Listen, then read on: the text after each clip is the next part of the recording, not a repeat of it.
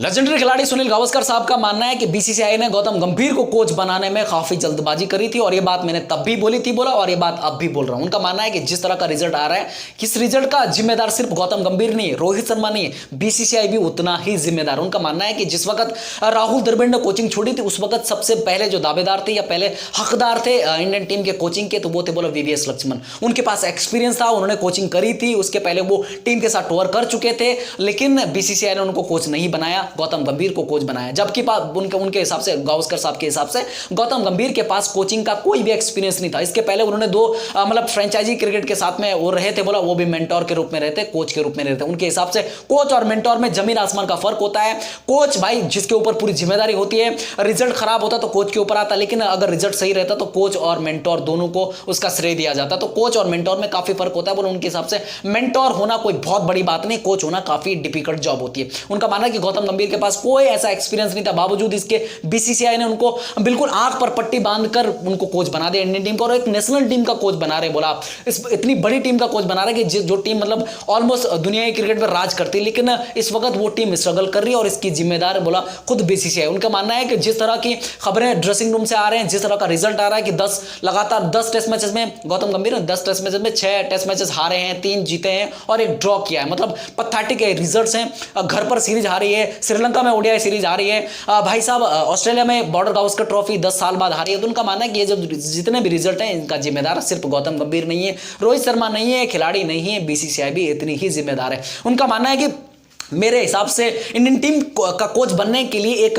Criteria होना चाहिए, एक मतलब वो होना चाहिए कि रिज्यूम सिस्टम होना चाहिए कि भाई सामने वाले के पास एक्सपीरियंस होना चाहिए। बीसीसीआई को उसका रिज्यूम देखना चाहिए कि भाई इसने इससे पहले कहाँ कोचिंग करी, चाहे वो किसी फ्रेंचाइजी के लिए करी हो, मतलब क्लब के लिए करी हो, कहीं किसी नेशनल टीम के लिए करी हो, लेकिन करी हो कोचिंग का, उसके पास एक्सपीरियंस होना चाहिए, ताकि कल के दिन कभी भी ड्रेसिंग रूम में जब हार के बाद वो ड्रेसिंग रूम मतलब पैनिक करे या टूटे, तो भाई वो कम से कम उस ड्रेसिंग रूम को संभालने का एक एक्सपीरियंस होना जरूरी है। उनका मानना है कि जब जीत जाते हैं तब तो कोई दिक्कत नहीं होती, तब तो कोई भी संभाल लेगा, तब तो भाई सब बोल देंगे भाई कोच नहीं भी रहेगा तब खिलाड़ी खुद संभाल लेंगे, लेकिन जब हारती है टीम तब उस ड्रेसिंग रूम को संभालना बहुत ज्यादा जरूरी होता है। जो बोला इन एक्सपीरियंस के चलते इस वक्त ड्रेसिंग रूम इंडियन टीम का बिखरा हुआ है। उनके हिसाब से जिस तरह की चीजें हो रही है, खिलाड़ी 20 सीरीज में मतलब संन्यास ले रहे हैं। उसके अलावा जो बड़े खिलाड़ी उनका दबदबा है, विराट कोहली, रोहित शर्मा, रविंद्र जडेजा, उनको लगातार मौके मिल रहे हैं। जो छोटे खिलाड़ी जैसे शुभमन गिल, छोटा तो क्या है लेकिन ठीक ठाक खिलाड़ी, लेकिन भाई साहब उनके परफॉर्मेंस होने के बावजूद भी उनको ड्रॉप किया जा रहा है। मतलब जो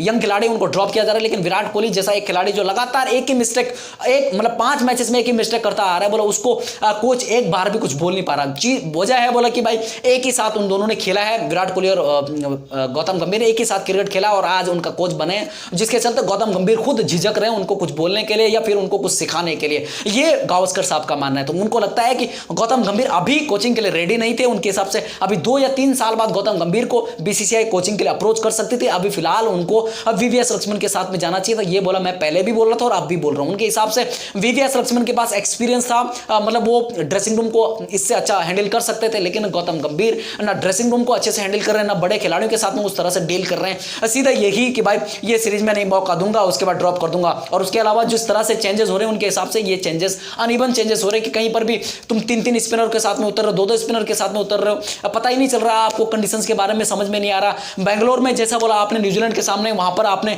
किस तरह से डिसीजन लिया, किसका वो डिसीजन था, बोला कि पहले बल्लेबाजी करनी है। उसके अलावा सिडनी में बोला 2-2 स्पिनर के साथ में उतरना, ये किसका डिसीजन था। उसके अलावा बहुत सारी चीजों को लेकर उन्होंने बात करी। मोहम्मद सिराज की बॉलिंग को लेकर बात करी कि भाई बॉलिंग कोच कर क्या रहे हैं, बता क्यों नहीं रहे कि भाई तू टप्पा पकड़ के बॉल कर, तू ये कर, बार बार अटैकिंग अटैकिंग अटैकिंग, ये क्या चीज है। बोला तो बॉलिंग कोच के ऊपर सवाल उठाए, बैटिंग कोच के ऊपर सवाल उठाए कि बैटिंग कोच रखे क्यों गए हैं। मतलब जो सपोर्ट स्टाफ है, चलो हेड कोच तो चलो भाई ऐसा है कि चलो और वो बहुत बड़ी पावर है कि चलो भाई मैं बैठा रहूंगा, मैं किसी को कुछ नहीं बोलूंगा, जो करेगा करेगा, नहीं करेगा नहीं करेगा। जो बैटिंग कोच है, बॉलिंग कोच है, इन दोनों के ऊपर तो जिम्मेदारी है। बोलो उन्होंने सीधा सवाल उठाया कि भाई बॉलिंग कोच क्या कर रहा है, बैटिंग कोच क्या कर रहा है। लगातार एक बैटर जो बाहर की गेंद छेड़ रहा है, क्या उसके साथ में बैठ के बात नहीं हो रही, क्या उसके उस चीज पर काम करने की जरूरत नहीं है, क्या उसको बोला नहीं जा रहा है। उसके अलावा जो रोहित शर्मा की फॉर्म को लेकर बात करी कि भाई रोहित शर्मा लगातार गलत कर रहे थे, जिन चीजों को लेकर उन्होंने बात करी कि भाई रोहित शर्मा अगर गलत कर रहे हैं तो जब मैंने बोला कि बुमराह के साथ में जाओ, कप्तानी आगे करो, इनके साथ में तो कंटिन्यू क्यों नहीं किया था उस वक्त तो बोला तुमने उछल गए थे भाई, कैसा होगा, ऐसा वो होगा। अब फिर आर अश्विन को लेकर बात करी, ऐसा क्या हुआ ड्रेसिंग रूम में कि आर अश्विन को बीच सीरीज में मतलब संन्यास लेना पड़ा, ऐसा हुआ क्या? बोला उनका मानना है कि कुछ तो अंदर ऐसी खिचड़ी पक रही है जिसके चलते अंदर की बातें बाहर आ रही हैं, जो चीजें हो रही है। मिक्सर सुना, बोला मिस्टर फिक्सिट सुना होगा आपने बीच में, कुछ तो ऐसी कोई एक वो चल रही थी, मिस्टर फिक्सिट का करके ऐसा चल रहा था। उसके अलावा कि भाई ये कप्तान बनेगा, वो कप्तान बनेगा, ये करेगा कप्तानी, वो करेगा कप्तानी। और उसके अलावा बुमराह का जो वर्कलोड था, उन्होंने बोला कि कहां तुमने वर्कलोड मैनेज किया उनका? बुमराह एक लगातार बॉल डाल रहा है, तुम्हारे बल्लेबाज 50-50 ओवर भी बल्लेबाजी नहीं कर पा रहे हैं, क्या तुमने बल्लेबाजों से बात नहीं करी? बोला नहीं एक बार भी कि भाई बॉलर हैं, ये जानवर नहीं है, कोई मशीनें नहीं है, ये लोग ये भी बॉलर हैं, 50 कम से कम एक दिन तो क्रिकेट खेलो। ऑस्ट्रेलिया के बॉलरों ने भी लगभग उतना ही ओवर डाला, लेकिन उनको टाइम मिला बोला रिकवरी करने का, लेकिन हमारे बैटर जाते वापस आ जाते, हमारे बॉलरों को उसी दिन दोबारा उतरना पड़ता था। तो एक बार भी आपने बैटरों के साथ में बैठकर बात नहीं करी। उन्होंने सीधा सवाल उठाया, चाहे सपोर्ट स्टाफ पर हो चाहे कोच पर हो, सीधी सी बात बोली कि भाई मेरा ये मानना है कि इनएक्सपीरियंस झलक रहा है हमारी इंडियन ड्रेसिंग रूम में, हमारी इंडियन टीम में। उनका मानना है कि अब ये ठीक है, एक ट्रांजिशन फेज है, यहाँ पर बहुत सारे चीजें चेंज होंगी, लेकिन उनका ये भी मानना है कि अगर ऐसा ही रिजल्ट आगे भी रहा, चाहे वो टेस्ट क्रिकेट में हो, ओडीआई में हो, T20 में हो, भाई मेरा मानना है कि भाई कोचिंग पर भी बीसीसीआई को ध्यान देना पड़ेगा। सिर्फ भाई आप ये नहीं कि खिलाड़ी चेंज करते जाओगे, खिलाड़ी बदलते जाओगे, ऐसा काम नहीं चलेगा। क्योंकि बोला ऊपर से जो डिसीजन लिए जा रहे हैं वो डिसीजन सिर्फ छोटे खिलाड़ियों पर लिए जा रहे हैं, छोटे खिलाड़ियों को दबाया जा रहा है, बड़े खिलाड़ियों पर कोई बड़े डिसीजन एक्शन नहीं लिए जा रहे। तो उनका ये मानना है कि बड़े खिलाड़ियों पर एक्शन लिया जाए, ऐसा नहीं कि सीधा बोला जाए कि आप संन्यास लो, ऐसा नहीं। उनका बोलना है कि भाई उनसे बात करी जाए कि भाई तू ये गलत कर रहा है, अगर तू ये सुधार देगा तो ये चीजें होंगी और टीम के फेवर में रिजल्ट आएगा। अगर खिलाड़ी वो सुधार देता, अगर विराट कोहली बोला आखिरी मैच में रुक जाते, अगर वो ऐसा नहीं करते, उस तरह से आउट नहीं होते, तो क्या आखिरी मैच में 161 की जगह 261 होते, 200 रन होते, तो कहीं ना कहीं लड़ सकते थे। उनका सीधा से मानना है कि भाई अगर 200 रन भी होते, 220 रन भी होते, तो भाई उस मैच में हम रह सकते थे, लेकिन नहीं रहे, क्योंकि विराट कोहली ने वो मिस्टेक दोबारा करी, वो गलती दोबारा करी। क्या आपने विराट कोहली से बात नहीं करी थी बैटिंग जाने से पहले कि बाहर की गेंद नहीं छेड़नी है, बल्ला नहीं फेंकना क्योंकि जरूरत है?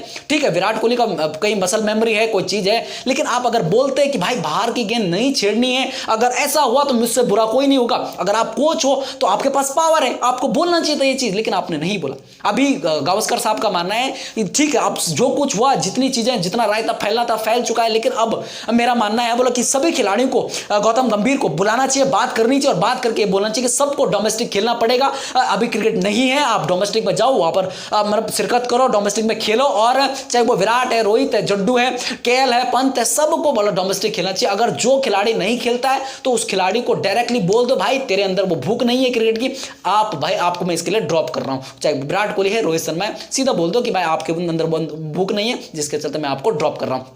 खैर बहुत सारी चीजें बोली हैं, और लेकिन जो सबसे बड़ी चीज थी कि एक रिज्यूमे होना चाहिए, एक एक्सपीरियंस को ही इंडियन टीम का कोच बनाया जाए। एक इतने बड़े क्रिकेट बोर्ड का मतलब इतनी बड़ी क्रिकेट टीम का अगर कोच बना रहे हो आप, जिसके ऊपर बहुत ज्यादा जिम्मेदारी है, भाई दुनियाई क्रिकेट में नाम है इंडियन टीम का, तो भाई उसका जो कोच होना चाहिए वो बहुत सोच समझ के होना चाहिए, उस कोच के पास एक्सपीरियंस होना चाहिए, वो ड्रेसिंग रूम को संभालने के लिए, उन खिलाड़ियों को संभालने के लिए। ऐसा नहीं कि आप अपनी पसंद के हिसाब से किसी को भी वहां पर बिठा देंगे, ऐसा नहीं चलेगा, आपको एक्सपीरियंस के लिहाज से वहां पर बिठाना पड़ेगा कोच को। उसके अलावा उन्होंने ब्रेंडन मैकलम और गौतम गंभीर का वो भी करा उन्होंने कि भाई ब्रेंडन मैकलम कम से कम एक तो फ्रीडम देता कि भाई बोल देता कि चलो मार के खेलो भाई।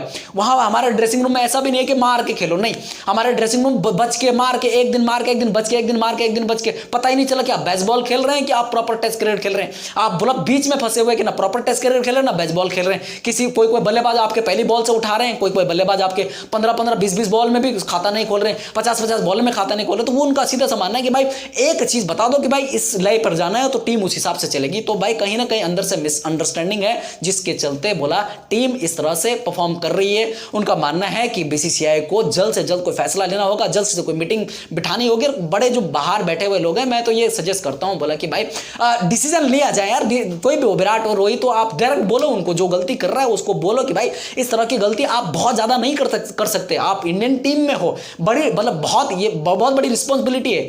आप सिर्फ ये नहीं कि आपके एक डिसमिसल 2 3 4 5 6 8 आ रहे हैं और आप खेलते ही जा रहे हैं, आपको कितनी लंबी रस्सी देनी ये आपको डिसाइड करना पड़ेगा, बोलो कोच को। तो ये सब चीजें हैं कि आपके पास पावर है तो उस पावर का इस्तेमाल करो, बड़े खिलाड़ियों से डरो मत। उसके अलावा इनएक्सपीरियंस है, उस इनएक्सपीरियंस से आगे आकर भाई डील करो, भाई ड्रेसिंग रूम में सभी चीजों को संभालो और ड्रेसिंग रूम की बातें बाहर मत आने दो, ये गावस्कर साहब का मानना है। खैर अपनी राय दीजिए, जिस तरह की बातें उन्होंने कही हैं कि भाई पहले हकदार वीवीएस लक्ष्मण थे जब राहुल द्रविड़ गए थे, उसके अलावा कहीं ना कहीं बीसीसीआई ने जल्दबाजी करी है गौतम गंभीर को कोच बनाने में। एक आधा 2 साल 3 साल रुक सकते थे, गौतम गंभीर के पास वो एक्सपीरियंस होता बाहर वो टीमों के साथ, और मतलब कहीं पर कोच बनते किसी टीम का, अगर बोलना ही था बोल देते बीसीसीआई बॉय कि भाई तुम कहीं किसी टीम के कोच बन जाओ, क्योंकि आगे फ्यूचर में हम आपको इंडियन टीम का कोच देख रहे हैं। तो ये चीज़ हो सकती थी, लेकिन ऐसा कुछ नहीं हुआ, डायरेक्टली कोच बनाया गया। एक मेंटोर से कोच में उनका माना कि मेंटोर और कोच में जमीन आसमान का फर्क हो, और जब आप इंडियन टीम के कोच हो तब तो बहुत ज्यादा फर्क। अपनी राय दीजिएगा, जिस तरह की बातें गावस्कर साहब ने बोली हैं उन पर अपनी राय दीजिए, और अगर वीडियो पसंद आता तो लाइक शेयर सब्सक्राइब करके जाना। जय हिंद, जय भारत।